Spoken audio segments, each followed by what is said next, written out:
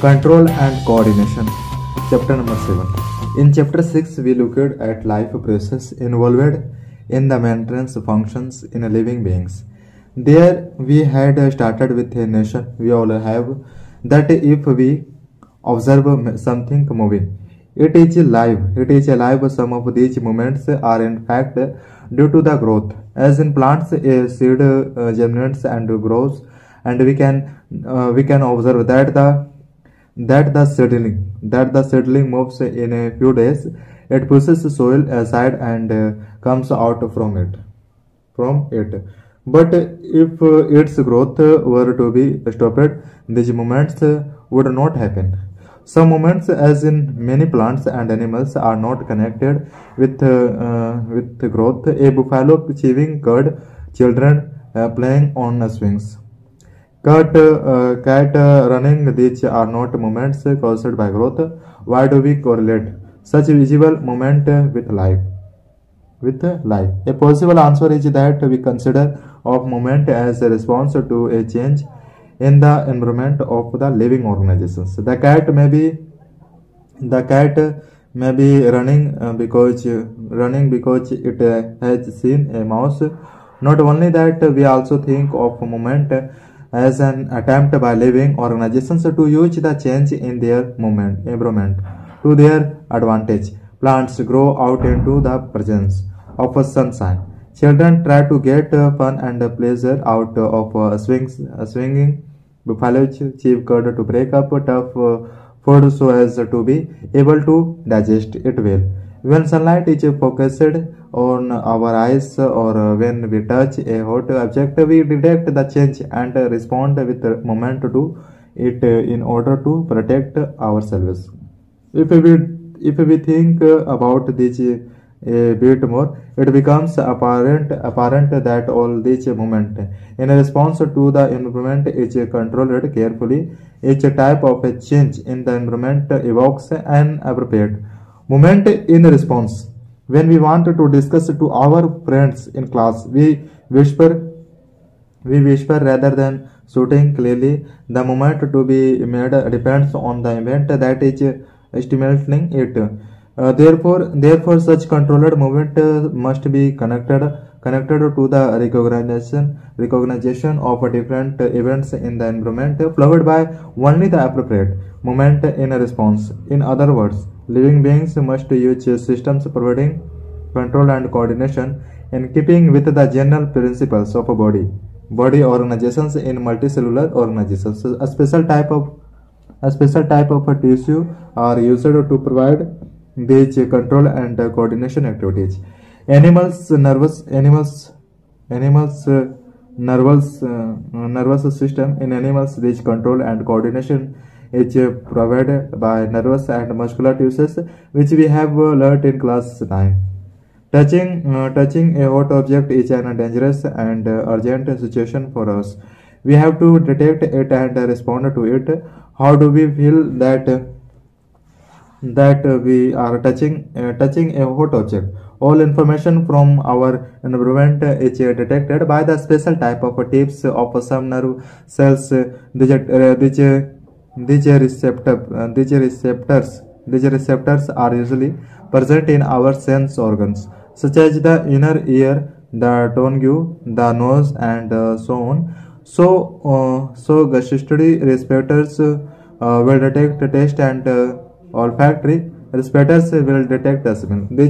This information acquired at the end of the dendritic tip of a nerve cell sets of a chemical reaction that produce an electrical impulse. This impulse flows from the dendrite to the cell body, and then through the axon to its end. At the end of the axon, the electrical impulse sets off the secretion of some chemicals. These chemicals cross the synapse or gap and start a similar electrical impulse in a dendrite of the next neuron. This is a normal scheme of how nervous impulses flow in the body. A similar synapse allows such impulses to transfer from neurons to other cells like glands or muscle cells. It is thus no wonder that nervous tissue is made up of an organized network of nervous or nerve cells, and is specialized for conduction of information, view electrical impulses from one part to another part of the body, and try to find out the parts of a neuron where information is carried, through which where the impulse must be changed into a chemical signal for onward transmission. Do you think there is a difference in how food and sugar taste if your nose is blocked? If so, why do you think this happens? Read and discuss about possible explanations for these differences. Do you come across a same situation when you have a cold? What happens in reflex actions? Reflex is a word we use very commonly when we discuss about some sudden action in response to something in the environment. We say, I reflexly jumped out of the way of the bus, or I reflexly pulled my hand back from the flame, or I was so hungry my mouth started reflexly wandering. What actually do we mean? A common idea in all these examples is that we do some moments without thinking about it, or without feeling in control of our reactions. Yet these are the situations where we are responding with some moments to change in our environment. How to get control and coordination in these situations? Let us think this further. Take one of our examples. Touching a flame is a dangerous and urgent situation for us, or in fact for any animal. How would we respond to this? One simple way is to think that we can be hurt, and hence to move our hand. An important question then is, how much time will it take us to think all this? The answer depends on how we think. If nerve impulses are sent around the way we have discussed about earlier, then thinking is also involved the information for such impulses. Thinking is a complex activity, so it is bound to have a complicated interaction of several nerve impulses from many neurons. If this is the case, it is no wonder to know that the thinking tissue is in our body have a dense networks of intricately arranged neurons. It sits in the forward end of the skull and gets signals from all over the body, which it thinks about before responding to them. Obviously, in order to receive these signals, the thinking part of the brain in the skull must be joined to nerves coming from different parts of the body. Similarly, if this part of the brain is to instruct muscles to move, nerves have to carry this signal back to various parts of the body. If all of this is to be done when we touch a hot object, it may take enough time for us to get burned. How does the organizations of the body solve this problem? Rather than having to think about the heat sensation, if the nerves that feel heat were to be joined to the nerves that move muscles in a simpler way, the process of detecting the input or the signal and responding to it by an output action might be completed quickly. Such a connection is commonly known as a reflex ARC.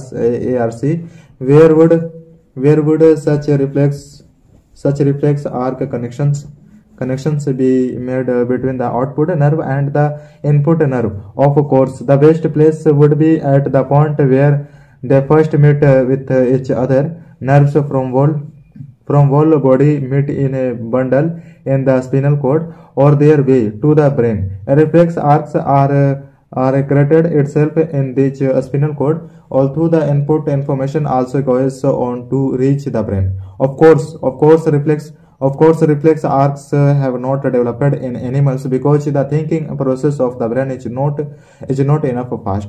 In fact, many animals have a new or none of the complex neuron network required for thinking. So it is quite likely that reflex arcs have evolved in the absence of a true thought process as efficient webs of functioning. However, even after complex neuron networks have come into existence, reflex arcs remain continue to be more efficient for quick responding. Can you now find out the sequence of events which takes place when a bright light is focused on your eyes? Human brain is reflex. Human brain is reflex action, the only function of the single code. Obviously not, since we know that we are thinking beings. Single code is composed of nerves which transfers information to think about the thinking process. Thinking process involves more complex mechanism and neural connections which are collected in the brain, which is the main coordinating center of the body. The brain and spinal cord form the central nervous system. They receive information from various parts of the whole body and integrate it. We also think about our actions: talking, writing, moving a chair, clapping at the end of a programming are some examples of voluntary actions which depend on deciding what to do next. So the brain also has to transfer messages to muscles. This is the second way in which the nervous system communicates with the muscles. The communication between the central nervous system and different parts of the body is facilitated by the peripheral nervous system, having cranial nerves arising from the brain and spinal nerves arising from the spinal cord. Thus, the brain always allows us to think and take actions based on that thinking, as you will imagine. This is accomplished through a complex organization with various parts of the brain responsible for interesting different inputs and outputs. The brain consists three such major parts or regions named as the forebrain, midbrain, and headbrain. The forebrain is the main thinking region of the brain. It consists region which receive sensory impulses from different receptors. Different areas of the forebrain are specialized for sight, hearing, smell, and so on. There are separate areas of association where this sensory information is interpreted. Information is interpreted by keeping it together with the information from other receptors, as well as with the information that is stored already in the brain. Depending upon all this, a decision is taken about how to respond, and the information is transferred onto the motor areas, which control the movement of voluntary muscles like our leg muscles. However, some sensations are more complex in nature as compared to hearing or seeing. For example, how do we feel that we have eaten enough? This sensation of knowing full is because of a center associated with hunger, which is present in a separate part of the forebrain. Study the leaflet diagram of the human brain. We have studied that the various parts have a specific functions. Consult your teacher to find out the functioning of each part. Let us see the other use of the word reflex that we have discussed about in the introduction. Our mouth waters when we see food that we like without our meaning to. Our hearts continuously beat without our thinking about it. In fact, we cannot control easily these actions by thinking about them, even if we want to. Do we have to remember to or think about breath or digest food? So in between the simple reflex actions like change in the size of the pupil and the thought out actions like moving a chair, there is another set of muscle movements over which do not have any thinking control. Some of these involuntary actions are controlled by the head brain and midbrain. All these involuntary actions, including blood pressure, vomiting, and salivation, are controlled by the medulla in the headbrain. Think about activities like picking up a pencil, walking in a straight line, riding a bicycle. This became possible due to a part of the head brain called the cerebellum. It is responsible for presence of voluntary actions and in the maintenance of the posture and balance of the body. Consider what would happen if each of these events failed to occur if we were not thinking about how are these tissues protected. A delicate organ like the brain, which is so important for various activities, needs to be protected carefully. For this, the body is organized so that the brain sits inside a bony box. Inside the box, the brain is contained in a fluid balloon, which gives further shock absorptions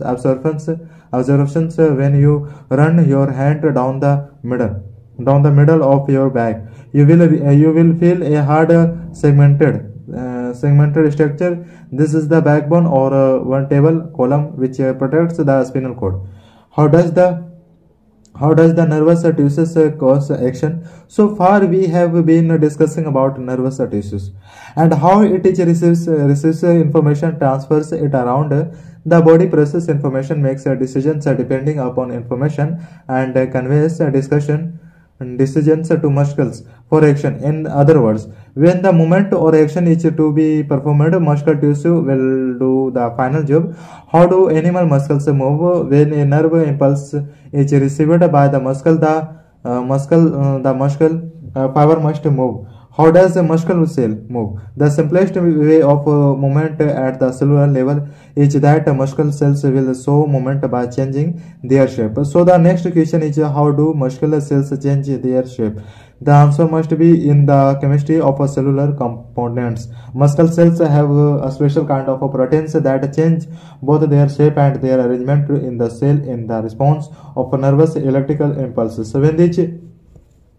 When this occurs, new arrangements of these proteins give the muscle various shapes. Remember when we discussed about muscle tissues in classes in ninth, there were various kinds of muscles such as voluntary muscles and involuntary muscles. Based on what we have talked so far, what would be the differences between these two?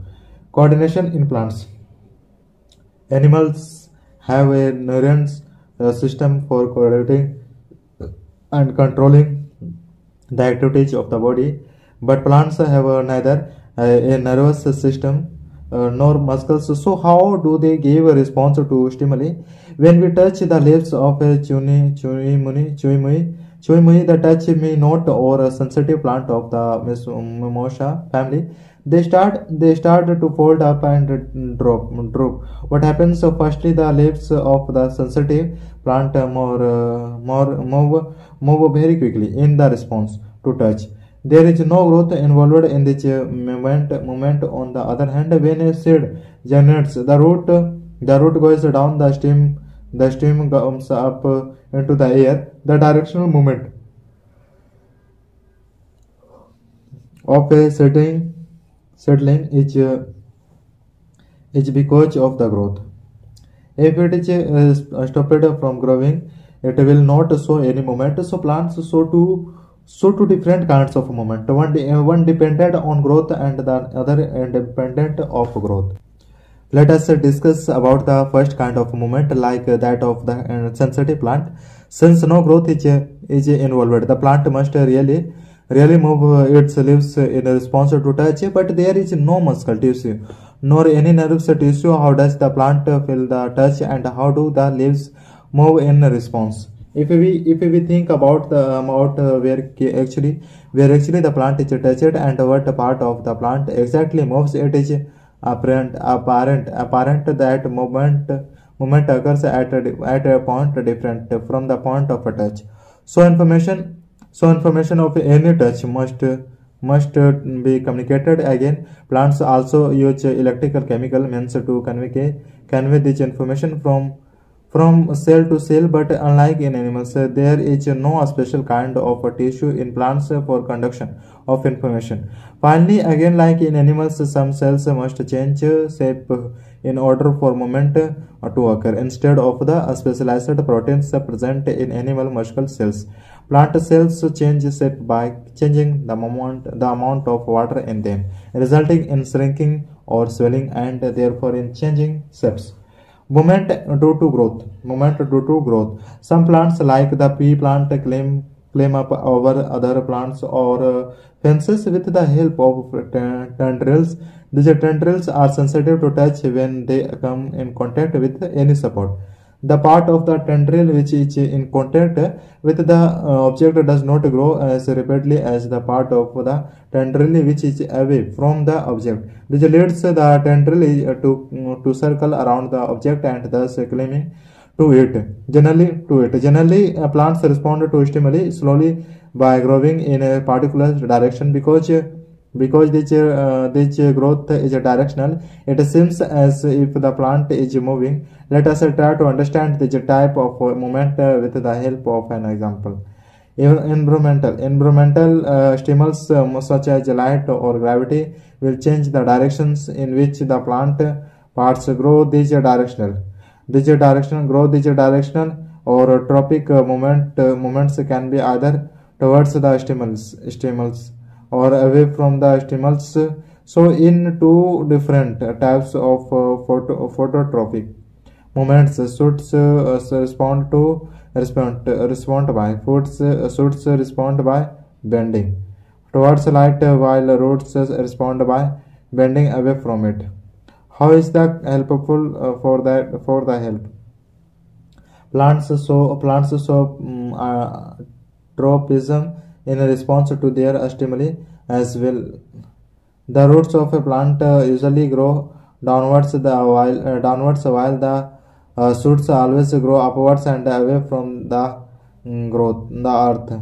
This downward and upward growth of roots and shoots respectively in response to the pull of earth or gravity is obviously gentropism. If hydro refers hydrotropism and chromatism. Men can we think of examples of these types of directional growth movements. One example of a directional growth movements. One example of chemical option is the growth of a poral tube towards ovules about reproductive process of a given organizations. Let us now think once again about how information is transmitted in the bodies of multicellular organizations. The movement of the sensitive plant in response to touch is very fast. The movement of flowers in response to night or day, on the other hand, is quite slow. Growth-related movement of plants will be even slower. Even in animal bodies, there are controlled, careful directions for growth. Our fingers and arms grow in certain directions, not haphazardly. So controlled movements can be either fast or slow. If a fast response to stimuli are to be made, information transfer must take place very fastly. For this, the medium of communication must be able to move rapidly. Electrical impulses are an excellent means for this, but there are some limitation to the use of electrical impulses. First of all, they will reach only those cells that are connected by nervous tissues, not every and each cell in the animal body. Secondly, once an electrical impulse is created in a cell and transmitted, the cell will take some time to reset its mechanism before it can produce and transmit a new impulse. In other words, cells cannot continually generate and transmit electrical impulses.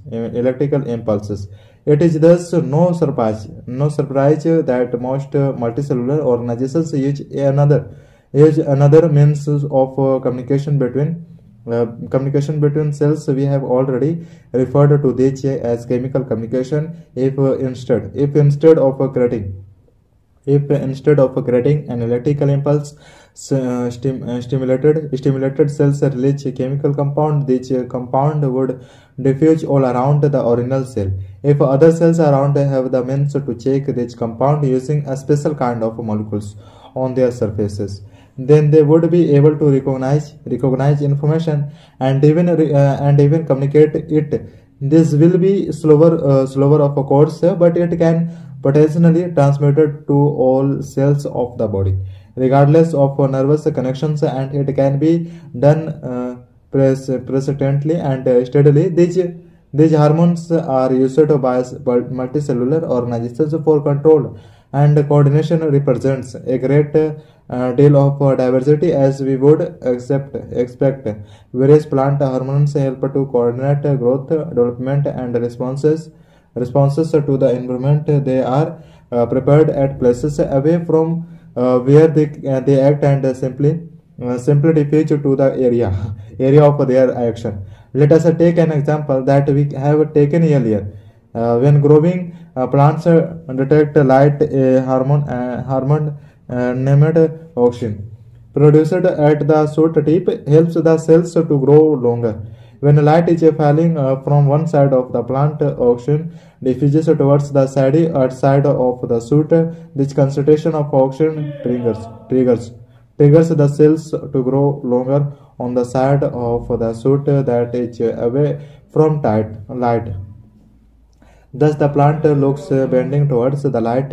Some other examples of plant hormones are gibberellins, which, like auxins, are helpful in the growth of the stem. Cytokinins indicate cell division, and it is natural then that they are present more in regions of rapidly cell division mainly in fruits and seeds. These are examples of plant hormones that help in stimulating growth. But plants also require signals to stop growing. Abscisic acid is one example of a hormone which prevents growth. Its effects involve wilting of leaves. Hormones in animals. How are such hormonal or chemical means of information transmission utilized in animals? So what do some animals, for instance squirrels, experience when they are in a scary situation? Their bodies have to prepare for either running or fighting. Both are very to prepare for either running or fighting. Both are very complex activities that will consume a great energy in controlled waves. Different tissues will be used and their activities integrated together in these actions. However, the two alternate activities, running or fighting, are also quite different. So here is a situation in which some general preparation can be made in the body. These preparations should ideally make it easier to perform either activity in the near future. How can these be achieved? If body organizations is in the squirrel relied only on electrical impulses, view nerve cells, the range of tissues interacted to produce for the coming activity would be limited. On the other hand, if a chemical signal were to be transmitted as well, it would reach all cells of the body and provide the wide-ranging changes required. This is done in many animals, including humans, using a hormone named adrenaline that is released from adrenal glands.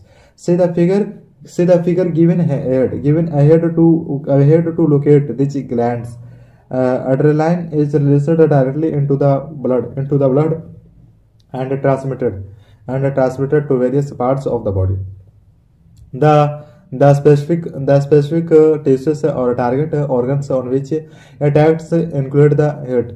As a result, the heart beats become faster to supply more oxygen to our muscles, the blood is supplied to the digestive system, and the skin is reduced due to contraction of muscles that lie around a small attach in these organs.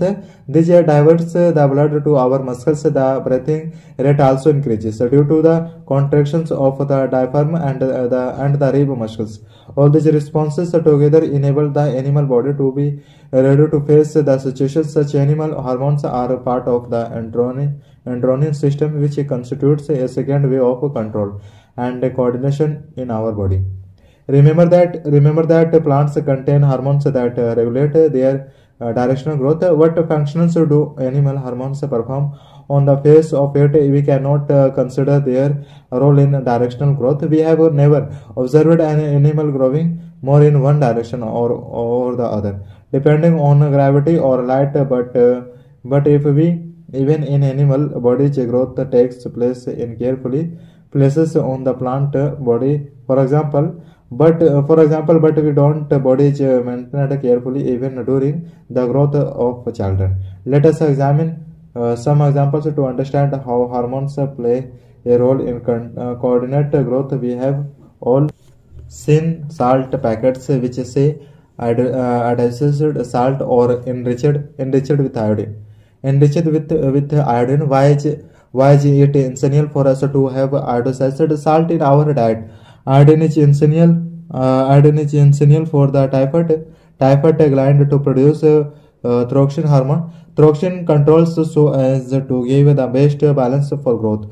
Iodine is necessary for the synthesis of thyroxine. In case iodine is deficient in our diet, there is a possibility that we might suffer from goiter, one of the symptoms in this disease. A swollen neck can show relationship of this with the position of the typhoid gland in figure. Sometimes we can cross people who are either extremely tall giants or very short drafts. Have you ever surprised how this happens?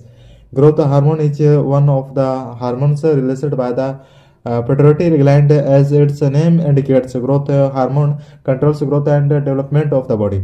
If there is a deficiency of this hormone in childhood, it causes dwarfism. You must have observed many dramatic differences in your appearance as well as that of your friends as you approached 10-12 years of age. These changes related with puberty are due to the secretion of testosterone in males and estrogen in females. Do you know anyone in your friends or family who has been advised by the doctor to take less sugar in their diet because they have diabetes? As a treatment, they might be taking injections of insulin. This is a hormone which is secreted by the pancreas and helps in regulating blood sugar levels. If it is not released in proper amounts, the sugar level in the blood rises, results in many harmful effects. If it is so important that hormones should be released in precise quantities, we need a mechanism by which this is done. The timing and amount of hormone secreted, the regulated by feedback mechanism. For example, if the sugar levels in blood rise, they are checked by the cells of the pancreas, which respond by secreting more insulin. As the blood sugar level falls, secretion of insulin is reduced.